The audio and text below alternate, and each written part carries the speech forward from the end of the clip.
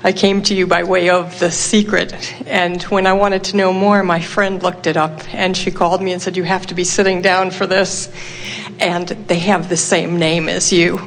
And I just felt tied to it, and it's made so much sense to me.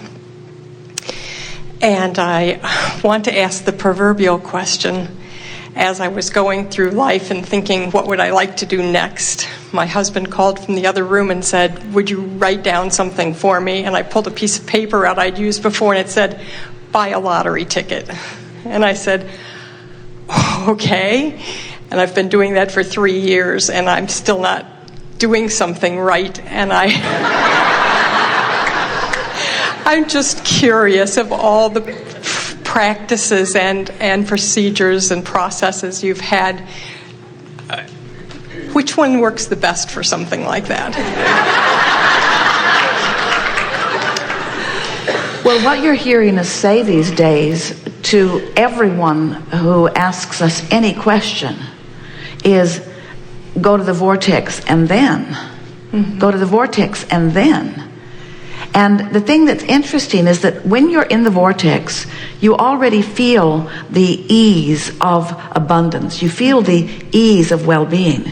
And often, when you feel that ease, then you don't feel an urgency to go buy a lottery ticket, because the knowledge that you hold about the odds and all of that just make it not feel like the next logical step. And if you're in the vortex, if you've been in there soaring and you get an impulse to go buy a lottery ticket, by all means do it. We're not suggesting that the vortex would not guide you to your abundance in that manner. It happens all the time. We're just saying most people, in fact, more than 99.99% of them, who buy a lottery ticket are not in the vortex when they buy it. They buy it out of need. They buy it out of concern. As was the experience that you were talking about. In other words, so the action is really not important. But what this conversation brings up, and it's one of the reasons that we are eager to discuss it with you, is because this conversation about a lottery ticket brings up, the subject isn't about action or non-action, because there is plenty of action that will be inspired once you're in the vortex. We're talking about the timing of action. The timing. Do you get that? When you think about law of attraction, when we talk about creation, we want you to understand that creation isn't about defining that you want something and then putting your lasso out and capturing it and dragging it to you. What law of attraction means to creation is attraction.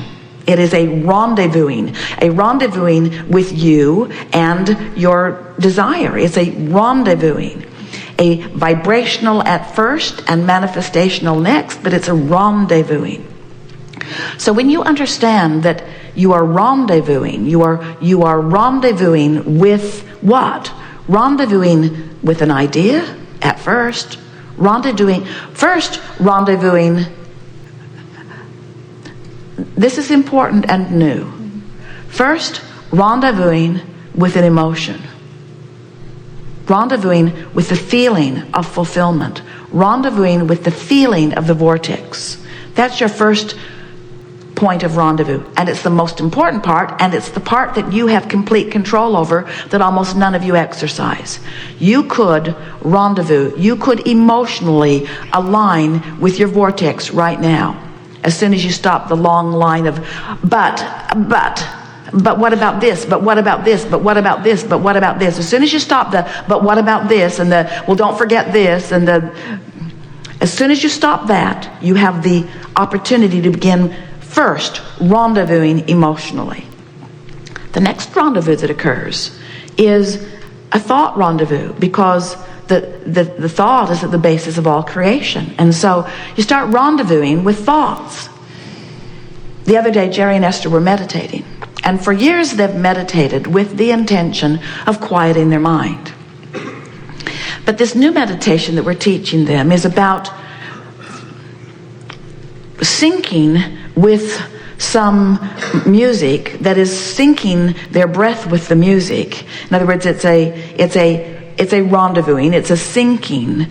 And what both of them discovered after a couple of months now of reaching this place of meditation is that they're rendezvousing with thoughts.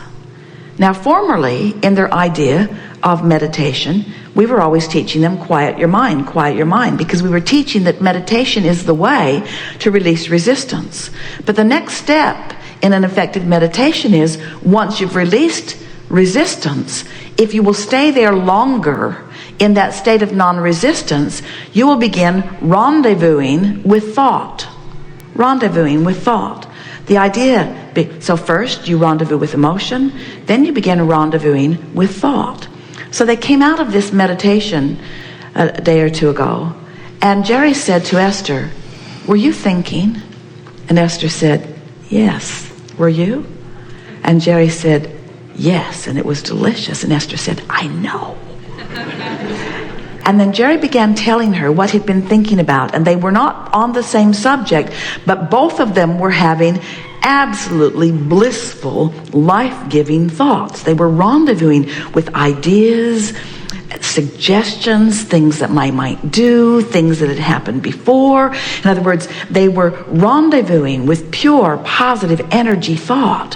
It was so delicious that Esther said, "Let's push the button and go again." In other words, let's just stay there. Let's hold ourselves as long as we can in this state of rendezvousing with these wonderful thoughts. And what we want you to realize is, the more you do that, and the more you practice the vibration of that rendezvousing, first with the emotion that feels good, and then with the thoughts, the pleasing thoughts that come, this is the state of being that then causes you to, outside of your meditation, but still inside the vortex, walk around your world still in the state of rendezvousing, but now the rendezvousing moves beyond the emotional sphere and beyond the mental sphere, beyond the vibrational sphere, and now you meet someone who says something, you pick up a book that says something. In other words, that's that trail lighting up that we were talking about. You become a cooperative component by practicing this vibration of ease with all of the things that are in your vortex. Now, you see what's happened to most of you, and this is a good thing, but really worth talking about. You created your vortex. Do you get that? Every single thing that is in the vortex, every vibrational piece of it, you put there a piece at a time. And because you put it there a piece at a time, you're not very good at describing it or seeing the big picture of it, because you put it there incrementally over a long period of time. So when you get into your vortex, you're not going to visually see anything. You're not going to see it. You're not going to see what's in there until you acclimate to it. Jerry and Esther loved taking walks through beautiful places. And as they travel the nation, they are frequently looking for a park or a sometimes public and sometimes just something out in the wild where they can just walk and enjoy. And they've noticed repeatedly that when they first walk into the forest or onto the nature trail, that no one else is there. They almost always choose places where there are not other people. But by no one else, we mean no little critters, no squirrels, no chipmunks, no birds. It's like they're in there all alone for the first minutes, 2 or 3 or 4. And then they begin to breathe, they begin to acknowledge, they begin to harmonize with their environment through their appreciation of this and this and this and this and this. And then Jerry usually says, "I'm beginning to smell the forest now, are you?" Because it takes a little while to become vibrationally aligned with where they are. And then all the little critters begin to come out and say, "Hello, we know you. Hello, we know you. Hello, we know you."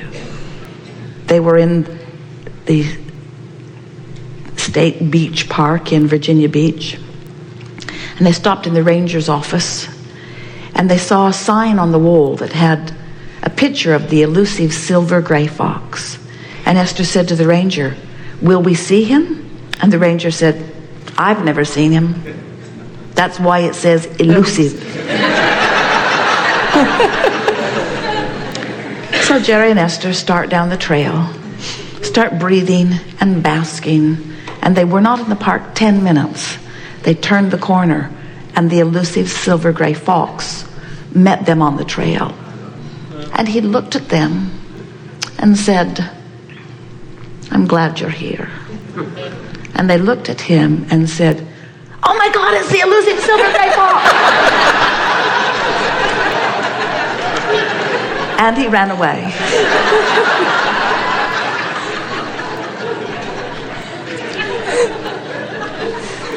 So getting into the vortex requires that sort of acclimating too, doesn't it? In other words, getting in there and being comfortable with it and being familiar with it and being stable in it, being stable in it, being stable in it long enough, being stable in it that you make it your own, that it's your own vibration. And then you have an idea, then you have an impulse. And when the impulse to go somewhere, the impulse to call a friend, because you never know. You see, the universe is leading you down the path of least resistance, which is another way of saying down the path of most allowance. So once you acclimate to your vortex, the universe will yield to you. Ideas will begin to occur to you, and the idea won't take you necessarily right to the money, or even necessarily right to the lottery ticket, but it will take you to something that will take you to something that will take you to something that will take you to something that will take you to something that will take you to something. It will take you to something that will take you to something. The next logical step, the next logical step, the next logical step, and the next logical step. The reason we're using the word logical is the next logical step is not just what you want, it's what you're willing to allow. So the universe knows exactly where you are. The source within you knows exactly where you are in relationship to what you're asking for, and will lead you to the next logical step and the next logical step and the next logical step. You just have to trust that you're being led to the next logical step, and stop trying to define what you think the next logical step is. Stop trying to define what the lottery numbers are, or where the lottery winning ticket will be. In other words, stop trying to do that. That's information that will cause the vortex to spit you out. When you ask questions to which you don't know answers, the vortex spits you out. Stop doing that. Just relax with the things you do know. I do know, as our friend said earlier, I do know that well-being is mine. I do know that the universe is looking out for me. I do know that law of attraction works. I do know that my vortex exists. I do know that this vibrational reality exists. I do know that I've lived a lot of life and I've put a lot in there. I do have faith that what I want is coming. I do. In other words, these are the in the vortex kind of general statements that you can make all day and stay in the vortex. Can't you? Couldn't you get in the vortex and affirm things like, my vortex is my own, and stay in? Couldn't you stay in the vortex by saying, things I want are here, and even though I can't see them, I know that they are here? Couldn't you still stay there?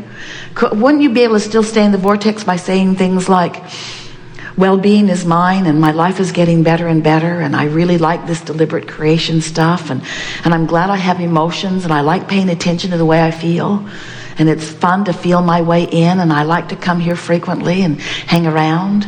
I like getting a vibrational grasp of my life. I like knowing that I'm the creator of my experience. I like getting better and better at this every day. Aren't you still in the vortex? In other words, but when you say, and now I need to go purchase a winning lottery ticket, if it's not the next logical step for you, out you go, you see. So we think you've helped us to really make a strong, good point here about get into the vortex and then get into the vortex and then. And the thing you go in the vortex and you're enjoying the thoughts of a lot doesn't necessarily have to be on the topic of what you think you're ultimately aiming for. No, because if you go right to the topic that you're aiming for, and the absence of it is the most active part of the vibration, that's why the vortex spits you out. In other words, those were perfect words. That's exactly what happens. People say, well, I'll get in the vortex and then. I'll pounce on my problem.